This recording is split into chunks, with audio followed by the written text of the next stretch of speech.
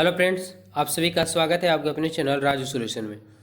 यहाँ पे हम लोग देख रहे हैं प्रीवियस क्वेश्चन, यानी जो डीएलएड एंट्रेंस एग्जाम में पूछे गए हैं उन सारे सवाल का आंसर। ठीक है, तो इसके पहले पार्ट 1 इसका हो चुका है, पार्ट 2 है फ्रेंड्स, बने रहेंगे वीडियो में ताकि आप जान लें कि किस टाइप का सवाल पूछा जाता है। ये क्वेश्चन हो चुका था, फटाफट से कमेंट बॉक्स में बताएंगे आंसर, और नहीं पता है तो याद करते चलेंगे। ध्वनि का वेग अधिकतम किस में होता है? क्या जल में, वायु में, इस्पात में या काष्ठ में? ठीक है, तो ध्वनि का अधिकतम वेग किस में होता है ये आप लोग बताना, फटाफट से कमेंट कीजिए। तो आपको पता है कि ध्वनि का अधिकतम वेग जो होता है वो इस्पात में होता है। किस में होता है? इस्पात में। यानी इसको याद करने का है तरीका कि सबसे पहले ज़्यादा ठोस में होता है, उसके बाद द्रव्य में होता है, और उसके बाद गैस में होता है। ठीक है, चलते हैं अगले सवाल की ओर। अगला सवाल क्या है, ज़रा ध्यान देंगे। बेहद ही खास क्वेश्चन है और ये पूछा गया है पहले कि दल बदल के आधार पर निर्वाचित सदस्यों को, यानी दल बदल जो कानून है, तो दल बदल के आधार पर निर्वाचित सदस्यों की अयोग्यता संबंधित विवरण संविधान की किस अनुसूची में दिया गया है?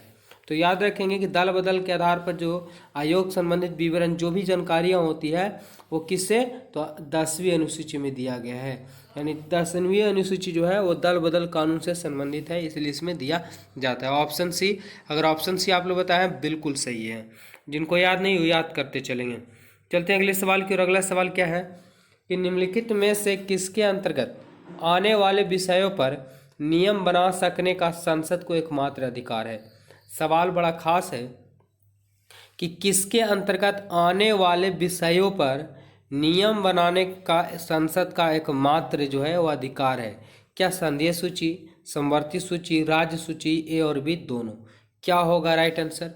तो याद रखेंगे संघीय सूची। ठीक है, संघीय सूची एकमात्र अधिकार है जिसपे संसद को एकमात्र अधिकार है नियम कानून बनाने का। ठीक है, चलते हैं अगले सवाल की ओर। अगला सवाल क्या है, चलिए फ्रेंड्स बताइए फटाफट से कि लोकसभा में किसी विधेयक को धान विधेयक के रूप में कौन प्रमाणित करता है? सवाल क्या है कि लोकसभा में किसी विधेयक को धान विधेयक के रूप में कौन प्रमाणित करता है? क्या राष्ट्रपति करता है, वित्त मंत्री करता है, प्रधानमंत्री करता है या अध्यक्ष करता है? तो ये कौन करता है? ठीक है, तो धान विधेयक को कौन प्रमाणित करता है? तो ये अध्यक्ष करता है। कौन करता है? अध्यक्ष करता है। ऑप्शन डी इसका करेक्ट आंसर।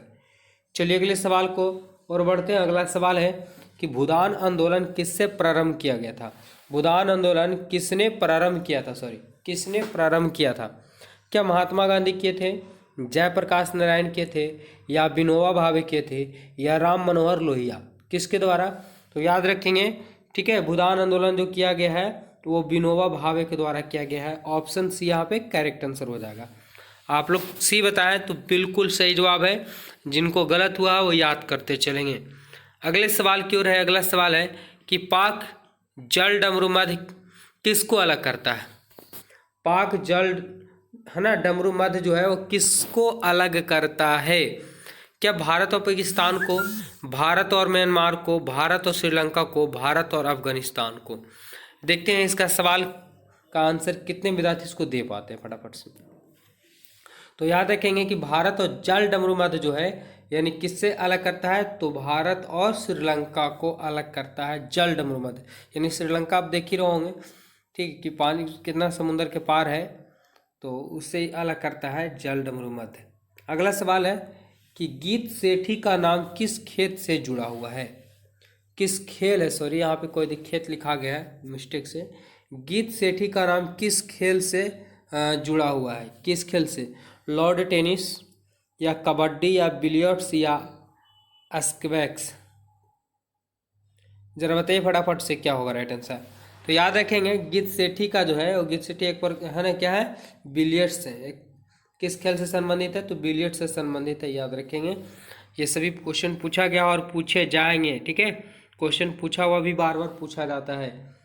अगला सवाल है कि संयुक्त राज्य अमेरिका का सबसे लोकप्रिय खेल कौन सा है? संयुक्त राज्य अमेरिका का सबसे लोकप्रिय खेल कौन सा है? क्या बेसबॉल है, क्रिकेट है, हॉकी है, या लॉर्ड टेनिस है? क्या है? तो याद रखेंगे संयुक्त राज्य अमेरिका का सबसे लोकप्रिय जो खेल है वह है बेसबॉल है। ऑप्शन ए इसका राइट आंसर। अगला सवाल है, क्या है, ए टेल ऑफ टू सीरीज नामक पुस्तक के लेखक कौन है? ए टेल ऑफ टू सीरीज नामक पुस्तक के लेखक कौन है? ये याद होना चाहिए, तभी इसका राइट आंसर बता सकते हैं आप लोग, ठीक है। तो ये है चार्ल्स डिकेंस। चार्ल्स डिकेंस जो है ए टू है ना, ये टेल ऑफ टू सीरीज नामक के पुस्तक के लेखक हैं। अगले सवाल की ओर बढ़ते हैं। अगला सवाल है 29 नंबर कि एम जिन्ना ने किस ईस्वी में अपनी 14 सूत्री कार्यक्रम पेश किया था?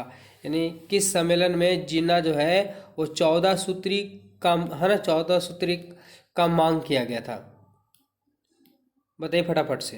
क्या 1920 में, 1929 ईस्वी में, या 1935 में, 1942 ईस्वी में? कब किया गया था?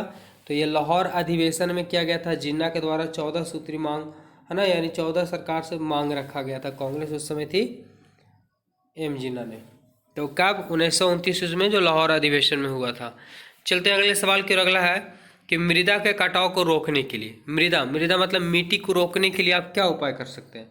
क्या आश्रय पट्टी लगा सकते हैं, समूह से जुताई करके कर सकते हैं, या पट्टी फसल उगाना, या वनीकरण करना, यानी वन मतलब पेड़ लगाना है। तो कौन सा कर सकते हैं? किसकी वजह, किस कारण से आप मिट्टी को कटने से रोक सकते हैं? तो सिंपल सी बात है कि वनीकरण कर देंगे, यानी पेड़ लगा देंगे, जिससे उसकी जड़ें जो है मिट्टी को जकड़ के रखेगी और मिट्टी का कटाव नहीं होगा।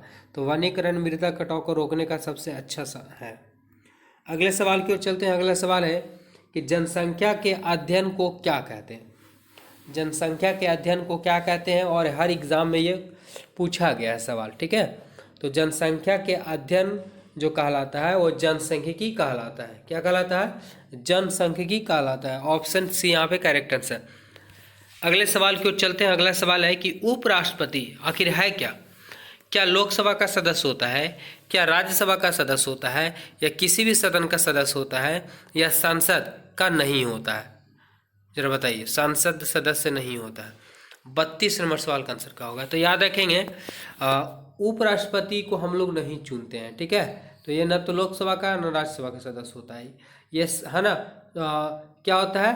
तो सांसद का सदस्य नहीं होता। उपराष्ट्रपति क्या है? तो सांसद नहीं होता है। याद रखेंगे सही, बेहद ही खास क्वेश्चन है। चलिए अगले सवाल की ओर। अगला सवाल है कि वर्ष 1914 ईस्वी में, 1914 आप लोग को पता होगा कि प्रथम विश्व युद्ध हुआ था। तो वर्ष 1914 में भारतीय राष्ट्रीय दल की बर्लिन में स्थापना किसने की थी? जरा बताइए फटाफट से कि 1914 ईस्वी में भारतीय राष्ट्रीय दल, कौन सा दल है? तो भारतीय राष्ट्रीय दल बर्लिन में स्थापना किसने की थी? 33 नंबर सवाल का आंसर। तो याद रखिएगा इसका, ठीक है। क्या सुभाष चंद्र बोस ने, WC बनर्जी ने, या सुरेंद्रनाथ बनर्जी ने, या चंपक रमन पिल्ले ने? तो कौन किया गया था? चंपक रमन पिल्ले ने भारतीय राष्ट्रीय दल को 1914 ईस्वी में बर्लिन में स्थापित किए थे। ऑप्शन डी इसका राइट आंसर हो जाएगा। चलते हैं अगले सवाल की ओर। अगला सवाल है कि जिला न्यायालयों के न्यायाधीशों की नियुक्ति किसके द्वारा की जाती है? यानी जिला में जो जिला न्यायाधीश होते हैं उसकी नियुक्ति कौन करता है? क्या राज्यपाल करता है, मुख्यमंत्री करते हैं, विधि मंत्री करते हैं, राष्ट्रपति करते हैं? 34 नंबर सवाल का आंसर। याद रखेंगे कि जिला में है, ठीक है। तो जिला में किसके द्वारा किया जाता है? तो राज्यपाल के द्वारा किया जाता है। ऑप्शन ए राइट आंसर हो जाएगा। अगला सवाल है कि योजना आयोग की स्थापना किस वर्ष की गई थी? और ये हर एग्जाम में आपसे पूछा ही जाता है, ठीक है। नीति निर्देशक तत्व से रिलेटिव या योजना आयोग से संबंधित। तो योजना आयोग की स्थापना किस वर्ष की गई थी? तो ये किया गया था 1950 ईस्वी में। ज़रा आप लोग कमेंट करके बताइएगा कि ये इतने क्वेश्चन जो क्लियर करवाए हैं इसमें आपका कितना राइट सही हुआ, ठीक है, और कितना गलत। और चैनल पहली बार जुड़े हैं तो चैनल जरूर सब्सक्राइब कीजिए, क्योंकि यहाँ पे आप लोगों को तैयारी भरपूर कराया जा रहा है, जिससे आपको गवर्नमेंट कॉलेज लेने से कोई रोक नहीं सकता। चैनल को जरूर सब्सक्राइब कीजिए और वीडियो को शेयर कीजिए। धन्यवाद।